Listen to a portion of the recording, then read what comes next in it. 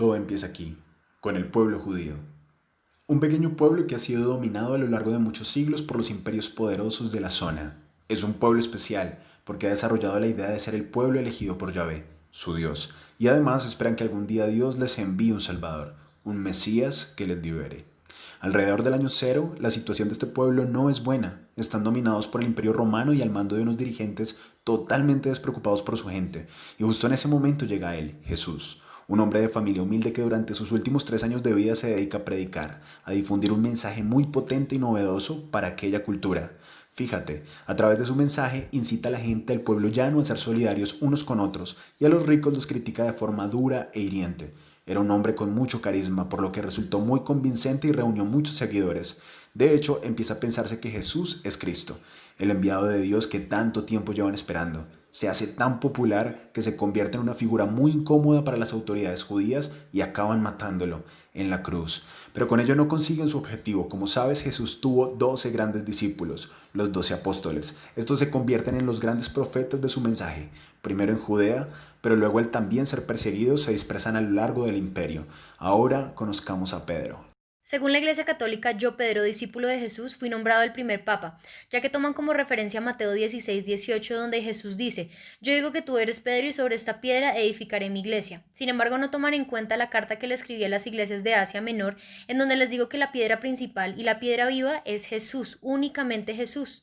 Yo lo único que hice fue entender la verdadera identidad en Cristo y abrir las puertas del reino que únicamente se cierran hasta que Cristo vuelva por su iglesia. Estos van organizándose y colocan al frente de cada una de ellas un supervisor, el obispo, y siguen las persecuciones.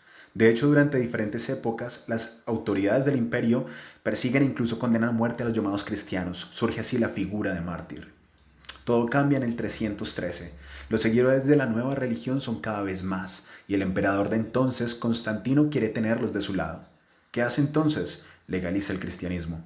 Constantino, cuéntanos un poco más acerca de lo que hiciste en tu época. Yo soy Constantino, el primer emperador en detener la persecución de los cristianos en el Edicto de Milán. También fui conocido por haber refundado la ciudad de Bizancio, actual Estambul en Turquía, llamándola la Nueva Roma o Constantinopla.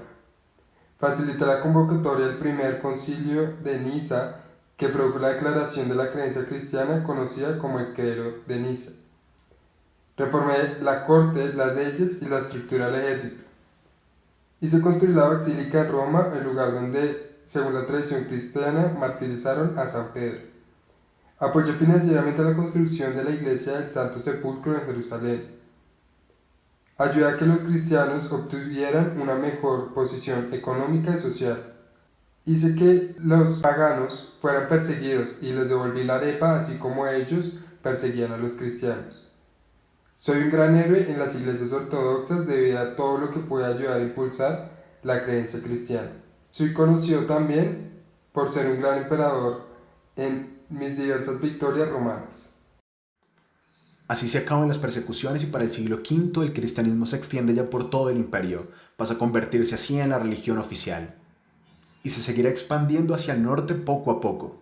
De aquí en adelante, cuanto más grande es la ciudad que dirige, mayor es la reputación del obispo. Y cuando el imperio se parte en dos, los obispos más importantes son el de Constantinopla en esta parte de aquí y el de Roma en esta parte de aquí. A este pronto empezará a llamársele papa. Hablemos ahora del obispado de Damasco. Me centré en la unificación y centralización del poder de la Iglesia y del imperio. Hablé en contra de las principales herejías en la Iglesia. Alenté a la producción de la Vulgata de la Biblia con apoyo a San Jerónimo. Ayudé a reconciliar las relaciones entre la Iglesia de Roma y la Iglesia de Antioquía y alenté a la veneración de los mártires. Comencé a hacer evidente la pretensión universalizante del obispo romano. A partir de ahora las cosas se ponen feas. Atento. Por un lado, con la conversión de la población al cristianismo, se empieza a perder en gran parte el mensaje revolucionario de Jesús. A esto se le suma que el imperio cae. Los bárbaros lo han dejado todo medio en ruinas y por tanto muchos de la organización eclesiástica se van al traste. Así que ahora el cristianismo ha perdido contenido y ha perdido estructura. Hablemos ahora del obispado de León I el Grande. Soy el obispo León I el Grande, el primer papa en recibir el prefijo magno. Intervení en las controversias cristológicas. Utilicé la autoridad en pro de la ortodoxia y la moderación. Fui gran mediador con Atila, el rey de los hunos, para que no entraran a Roma, y ayudé en las negociaciones con Gensérico, el rey de los vándalos. Estuve en el concilio de Calcedonia, que proclamó la divinidad y la humanidad de Cristo. Odio la herejía, y por eso hice grandes postulados que ayudaban a que las personas tuvieran confianza y control sobre él. Fui un gran defensor en lo que Pedro dijo que la firmeza genera estabilidad, por eso cuando morí cerca en su altar. La gente de Roma sentía que era una gran veneración y entonces los obispos de todos los países empezaron a considerarme el papa más importante del mundo. A partir de este momento, en la ciudad de Roma, el papa se convierte en la máxima autoridad, en la figura más poderosa. Como te he dicho, ahora el papa es la máxima autoridad de Roma. Pues bien, de aquí en adelante va involucrándose en los enredos, alianzas y luchas de poder característicos de cualquier persona interesada en dominar, y durante los siguientes siglos seguirán peleando por mantener su poder y ejercer autoridad sobre todo. Hacen vida de reyes, y la corrupción y la avaricia se convierten en algo común entre la mayoría de ellos. Dejemos que Gregorio I el Grande nos cuente un poco más al respecto. Yo soy Gregorio I el Grande. De joven me dediqué a la política. Mis padres eran senadores. Fui gobernador de Roma. Siempre estuve inquieto sobre cómo compatibilizar las dificultades de la vida pública con la vocación religiosa. Por eso me volví monje. Escribí varias epístolas hacia los herejes y cismáticos en África. Negocié una tregua con los lombardos, pueblo germánico que quería invadir Italia. Tuve un equilibrio importante en la política y lo religioso, ya que fui senador. Ayudé con algunos materiales y algunos suministros para las personas que estaban y me dediqué a que la autoridad imperial no estuviera tan a la defensiva de Italia, sino que estuviera más en pos de las personas religiosas y los creyentes. Increíble, ¿verdad? Poco se parece todo eso al mensaje que quería transmitir Jesús, ¿no? Siglo XI. El cristianismo se iba reestructurando y se extiende más o menos así. ¿Te acuerdas de Roma y Constantinopla? Pues entre tanta decadencia se genera entre ambos obispos grandes tensiones y en 1054 se produce una ruptura, el gran cisma entre las dos iglesias. A partir de ahora se divide la iglesia romana aquí y la iglesia ortodoxa aquí.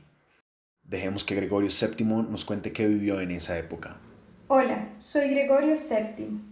Fui el primer papa del periodo cumbre y el personaje más prominente del siglo XI.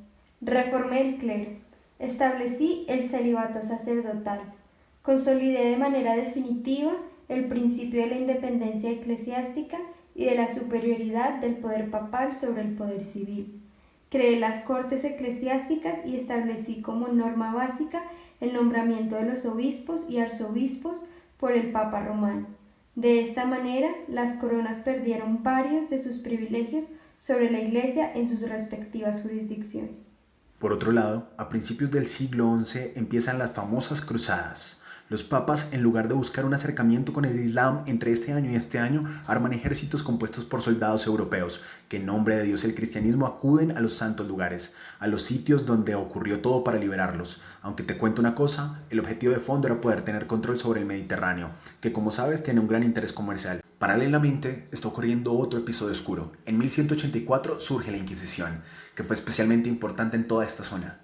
Te explico. A lo largo de más o menos 6 siglos, todo aquel que cuestiona la doctrina oficial cristiana se le considera hereje, y ser hereje es ser enemigo de la Iglesia. Así que la Inquisición lo persigue, lo castiga, tortura e incluso mata. Bonifacio VIII, cuéntanos un poco más acerca de esto y de tu muerte. El rey Felipe de Francia y yo, el Papa Bonifacio VIII, tuvimos muchos inconvenientes porque él no se quería acatar a las leyes que había establecido el clero. Y uno de ellos era que la autoridad, por más grande que fuera de cualquier gobernante, siempre iba a predominar el de la Iglesia. Como no se acató a esto, él me arrestó, me tuvo en tratos muy inhumanos, desafortunadamente morí. Sin embargo, esto le dio la entrada a la caída del Imperio Romano, la cual duró hasta 1517, cuando inició la Reforma Luterana. Atento ahora, porque sucede algo importante.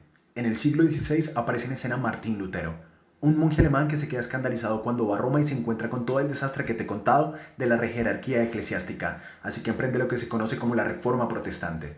Busca la reforma, el cambio radical de la estructura de la Iglesia. Pues bien, como reacción se produce el famoso Concilio de Trento, reunión de obispos. ¿Qué deciden? Pues justo lo contrario, dar más valor a la figura del Papa y alto clero y por tanto jerarquizar aún más el asunto.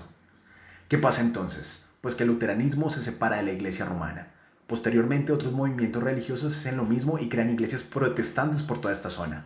Y también en Inglaterra, donde el rey Enrique VIII quiere divorciarse de su mujer, pero como el Papa de entonces no le da permiso, se enfada y opta por romper con la Iglesia romana. Así se crea la Iglesia Evangelista. Ya ves, la Iglesia romana se ha reducido geográficamente y comienza a autodenominarse católica. A lo largo de la historia han existido 264 papas y 266 papados reconocidos oficialmente por la Iglesia Católica. Esto se debe a que Benedicto IX ascendió en 3 ocasiones al papado. De entre todos los papas, 42 han ejercido el pontificado durante menos de un año y 10 lo han ejercido durante más de 20 años. El papa actual es Francisco, de nombre secular Jorge Mario Bergoglio, cardenal argentino elegido sumo pontífice en marzo de 2013. Su cargo se corresponde al del antiguo patriarca de Occidente de la Iglesia Ecuménica, previa al cisma de Oriente. El sucesor de Francisco tomará su lugar cuando éste fallezca o no tenga fuerzas para ejercer su función papal. Año 2020. Hemos llegado a la actualidad.